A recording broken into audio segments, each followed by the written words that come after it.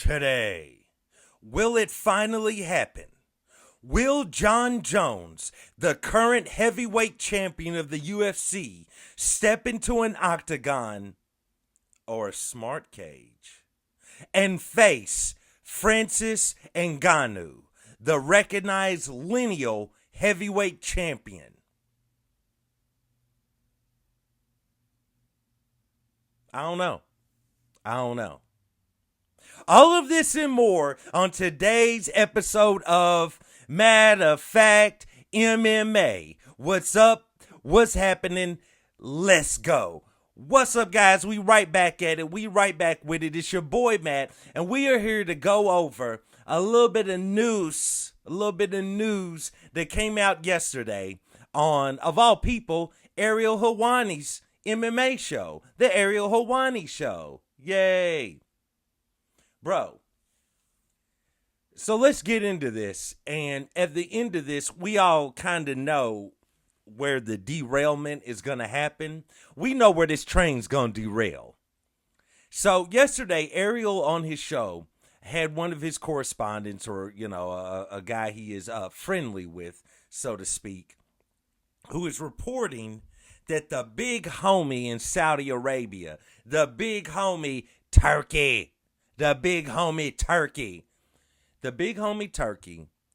if you don't know who the big homie Turkey is, the big homie Turkey, he's the man behind Usyk and Tyson Fury fighting. He was originally behind Tyson Fury versus Francis Ngannou. He's behind, he's the guy responsible for bringing the UFC to Saudi Arabia in their couple of cards that they've done over there. I think they've only done 2 over there so far. He's the big homie Turkey, all right? The reason why he's the big homie Turkey is he's got deep pockets. You know what I'm talking about? This man's pockets is so deep, you're not getting ready to climb up out of them. You know what I'm saying? If you fall in his pockets, you gone. That's the end of you. You gone. Your family never see you again. That's the end of you. Because he's got deep pockets. So here's what I'm saying, or here's what Ariel's saying. And this has been touted here for, maybe around a month or two, because they were talking about the big homie Turkey was going to be working on this before Jon Jones defeated Stipe in Madison Square Garden. So what's really going on is this homie is trying to pony up the money for Francis Ngannou and Jon Jones to step into a ring, an octagon, a cage, a WWE ring, a back lot, a back alley, somewhere. He's trying to foot the bill so these two men can finally fight. And here's the interesting thing about it, okay? Let's get into the positives real quick. Everybody makes money. Everybody makes money. Here's the thing. The big homie Turkey, if you understand, any of the politics or anything that goes on overseas or in Saudi Arabia, in the Middle East, any place like that, the big homie Turkey's not going to run out of money, okay? This is deep pocket money, I'm talking about. This is the type of money that, you pay women to do some lewd things for you overseas type money, you know what I'm saying? And they come back with $24K in their pocket, like happy, like, you know what I'm saying? Bruh, this is deep money. So the big homie Turkey, he's not worried about losing money. If he loses money, it's no real big deal, you know what I'm saying? It's just a night out on the town for him. I believe that he's probably the only answer to this fight happening. I don't believe this fight will happen. I will tell you why in just a second. But I believe if it's gonna happen, he's the key to it, because I believe that he could probably, if he wants to, if he's not insulted by what is being asked by the UFC or Dana White, he could probably cut a check that makes it worth their while. You know what I'm saying? He could cut a check to the UFC or to Dana White in which they get paid. He could foot the bill of Jon Jones's purse, which would ensure that Jon Jones gets paid what he wants. He could foot the bill of Francis Ngannou to ensure that Francis Ngannou gets paid what he wants. And I'm sure there would be some sort of negotiation with the UFC and PFL on, let's say if Jon Jones wants 15 to 20 million to fight Francis Ngannou, maybe he works out a deal where the UFC ponies up 5 and the other 15 goes to Jon. He covers the other 15. Same thing with Francis Ngannou. Let's say Francis wants 10 to 15 to fight Jon. He might work out a deal where the PFL's, ponies up there like 3 or 4. And then he covers the rest. And then he could probably sweeten the deal, slide a few M's, a few mils, under the table to the UFC as an organization, the PFL as an organization, just to keep them happy. The real question is whose platform is it going on? Is it going on the UFC's platform through ESPN? Is it going to go on the PFL's platform, which is also the ESPN Plus app? Or is it a separate entity that the big homie Turkey would actually put on pay-per-view? And, well, let's be honest, I don't see ESPN allowing that to happen. So, we will see, but there's a lot of moving parts, as Chael Sonnen would say. You know what I'm saying? There's a lot of moving parts here.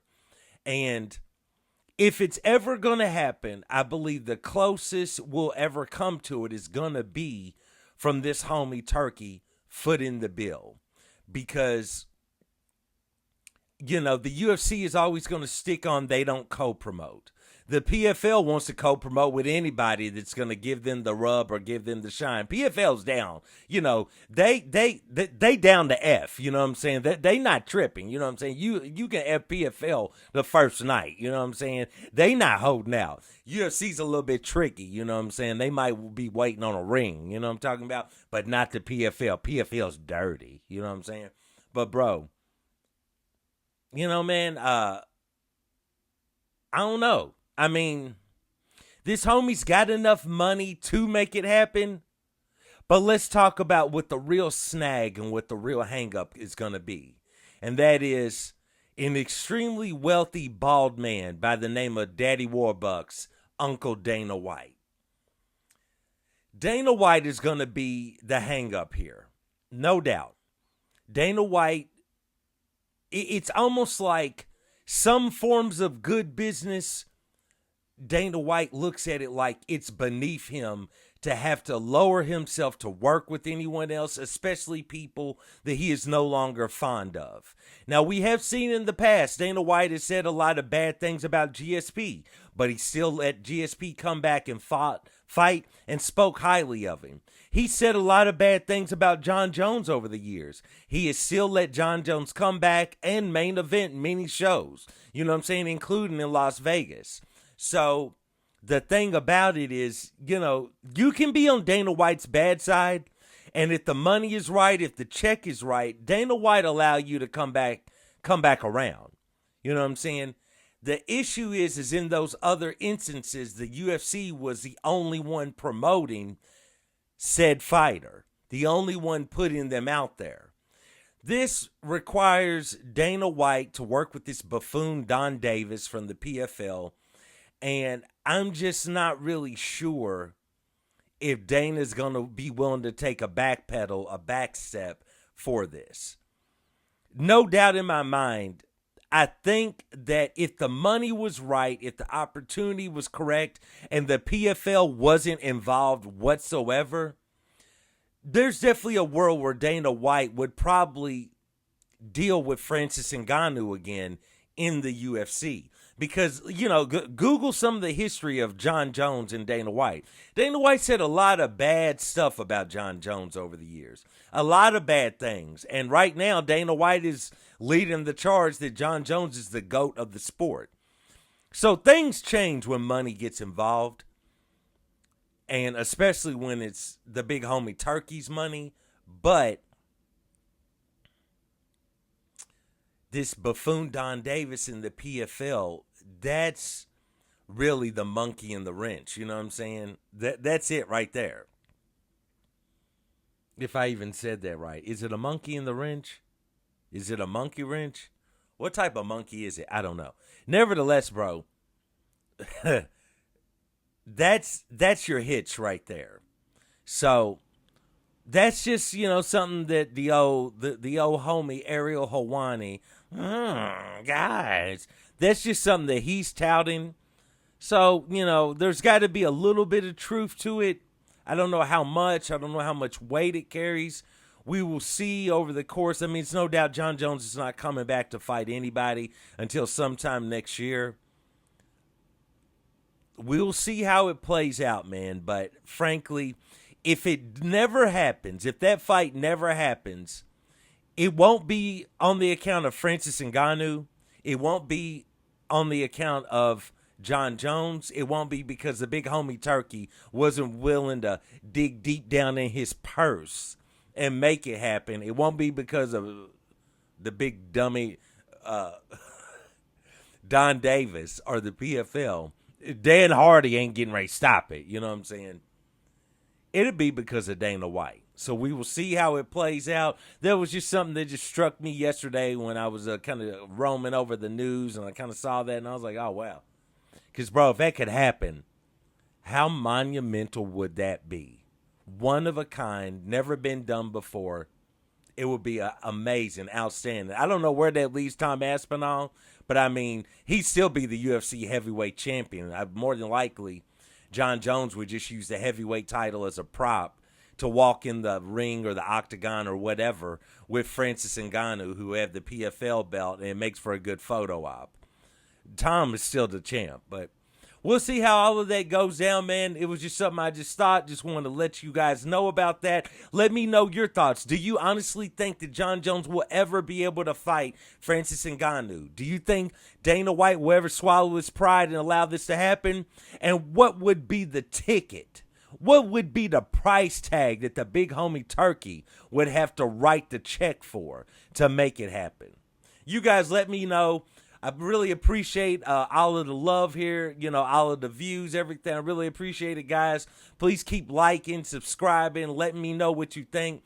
And once again, I do want to thank you for joining me for another episode of Matter of Fact MMA. And I'll check you next time. Peace.